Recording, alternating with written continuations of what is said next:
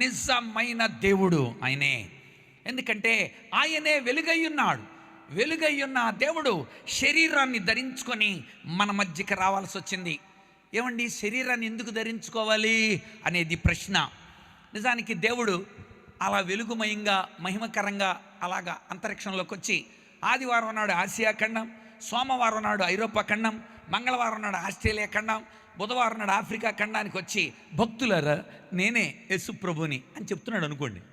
ఆదివారం నాడు మన ఖండానికి వచ్చినప్పుడు ఆయన్ని చూసి ఒక 4-5 వారాలు పోయిన తర్వాత ఒక 5వ వారం 6వ వారం నేనేమని ఉండేవాడిని అంటే, అయ్యా నీకు మా బాధలు ఏం తెలుసయ్యా, పరగడుపున ఒక మాత్ర వేసుకోవాలి, మాత్ర 11 గంటలకు ఒక మాత్ర, 3 గంటలకు ఒక మాత్ర, మాత్రలతోనే యాత్ర, ఈ జీవితం ఎలాగ బాధపడుతున్నాము నీకేం తెలుసు నాయనా అని ఉండేవాళ్ళు.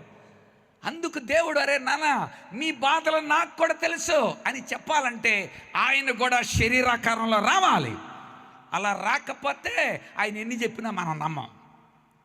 ఎందుకని ఆయన మన బాధలలో పాలు పంచుకోవడానికి, మనకు కరెక్ట్ అయిన జవాబు ఇవ్వడం కోసం నిజమైన దేవుడు అని యోహాను తన పత్రికలు ఎందుకు రాస్తున్నాడంటే దిగొచ్చిన దేవుడు.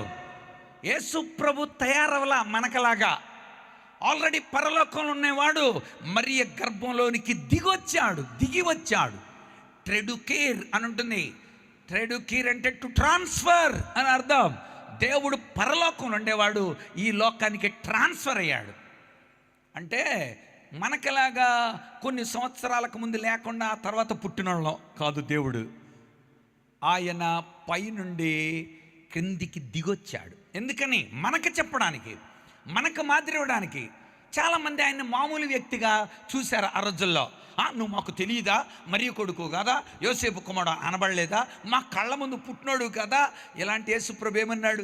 యోహాను సువార్త, యోహానే చాలా విషయాలు దేవుడుగా యేసుప్రభు ఎలా ఉన్నాడో నిరూపించాడు. యోహాను సువార్త 8వ అధ్యాయం 23వ వచనం చూడాలి మీ బైబిల్.